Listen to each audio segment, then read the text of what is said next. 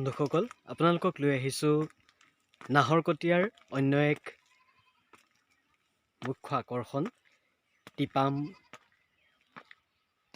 দেওশাল থানলৈ। অনিন্দ সুন্দৰ এই প্ৰাকৃতিক পৰিৱেশে নিশ্চিতভাৱে পৰ্যটকসকলৰ লগতে আপোনাকো এক বিমল আনন্দ প্ৰদান কৰিব। আমি গৈ আছোঁ একা বেকা পাহাৰৰ মাজেৰে জয়পুৰ চাহ বাগিচাৰ এক অন্যতম শাখা টিপাম চাহ বাগিচাৰ মাজেৰে দেওশাল থানলৈ। চাওকচোন।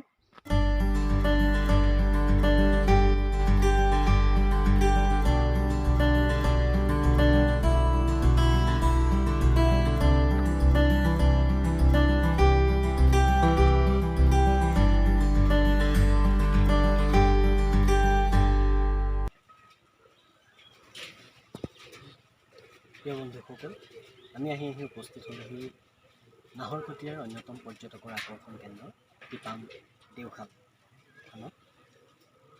আমি সকলোৱে জানো যে স্বৰ্গদেউ চুকাফাই ৰাজধানী প্ৰতিষ্ঠা কৰিছিল চৰাইদেউত, কিন্তু পূৰ্বাঞ্চল প্ৰায় সাহিত্য সভা আৰু আহোম ছাত্ৰ সন্থাৰ নাহৰকটীয়া আঞ্চলিকে ইয়াত উল্লেখ কৰিছে যে ৰাজধানী টিপাম বুৰঞ্জীয়ে পৰশা এই টিপাম দেওশালী পৰ্বততে অসম গঢ়োতা চাওলুং চুকাফাই 1228 খ্ৰীষ্টাব্দৰ আঘোণ মাহত ইষ্ট দেৱতাক স্মৰণ কৰি নিজৰ পগা ঘোঁৰা বলি দি মুংডুং চুংখাং অসমৰ প্ৰথম ৰাজধানীৰূপে প্ৰতিষ্ঠা কৰি আহোম ৰাজত্বৰ পাতনি মেলিছিল। এক অত্যন্ত সুন্দৰ মনোমোহা ঠাই। ভাইটি সাৰংগ আছে। কেনেকুৱা লাগিলে সাৰংগ? ভাল লাগিলে, যিহেতু বুৰঞ্জীয়ে গৰকা ঠাই, গতিকে চাবলগীয়া ঠাইও আছে আৰু ভাল লাগিলে, যথেষ্ট ভাল লাগিল। প্ৰাকৃতিকভাৱেও অত্যন্ত ধুনীয়া, ওখ পাহাৰৰ ওপৰত বহু উচ্চতাত এই টিপাম দেওশাল থান।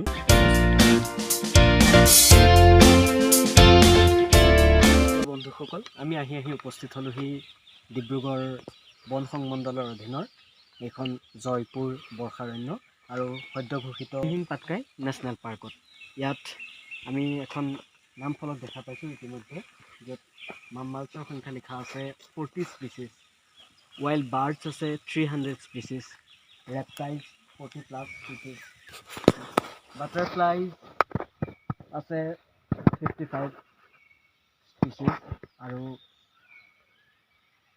ফিছ মেজৰ ট্ৰিজ আছে 60, অৰ্কিডছ 101+ অৰ্কিড।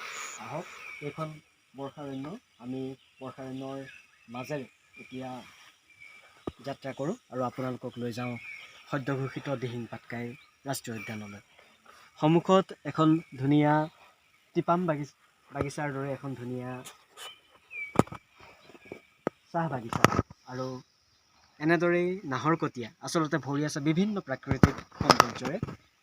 ভাইটি সাৰংগই দেখুৱাই আছে আপোনালোকক নাহৰকটীয়াৰ পৰা আমাৰ এই দ্বিতীয় দিনৰ যাত্ৰা।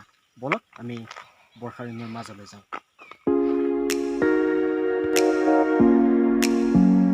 প্ৰিয় বন্ধু, আমি আহি জয়পুৰ বৰ্ষাৰণ্যৰ ঠিক মধ্যস্থলত আহি উপস্থিত হৈছোঁ। ঘন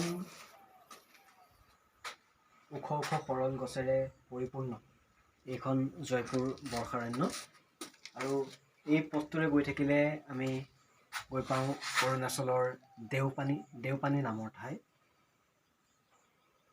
অত্যন্ত ঘন ডাঠ হাবিৰে এইখন জয়পুৰ বৰ্ষাৰণ্য। বন বিভাগ আৰু যদি পৰ্যটন বিভাগে এই ক্ষেত্ৰত গুৰুত্ব আৰোপ কৰে, নিশ্চয়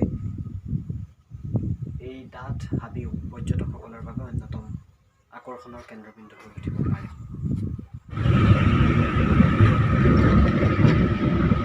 জয়পুৰ, টিপাম থাকে, ফাকিয়াল গাঁও, নামফাকে, এই সকলোবোৰ পৰিদৰ্শন কৰাৰ অন্তত এইবাৰ আমি আহি আছোঁ সাৰনগৰী নামৰূপ। তাৰপাছত আমি আপোনালোকক লৈ যাম মেৰবিল, চাচনি, ইকো টুৰিজম কৰোঁ। বলো আজি আমাৰ সৈতে পৰিভ্ৰমণ কৰোঁ সাৰনগৰী নামৰূপ। কোনে জানে কাইলৈৰ ইতিহাসত কিবা লিখা আছে। প্ৰকৃতিৰ অনাবিল সৌন্দৰ্য উপভোগ কৰিবলৈ সেয়ে মাজে মাজে সোমাই যাব লাগে বিনন্দীয়া প্ৰকৃতিৰ ৰূপৰেখা চাবলৈ। সেয়ে নাহৰকটীয়াৰ পৰা নামৰূপ হৈ এইবাৰ আমি পালোগৈ জেকৱেল। আৰু জেকৱেলতে আমাৰ এই দুদিনীয়া যাত্ৰা সামৰি বুকুত লৈ আহিলোঁ অনিন্দ সুন্দৰ প্ৰকৃতিৰ কিছু অপূৰ্ব দৃশ্য। ভাইটি সাৰংগয়ে ধৰি ৰাখিলে এইসমূহ মুহূৰ্ত।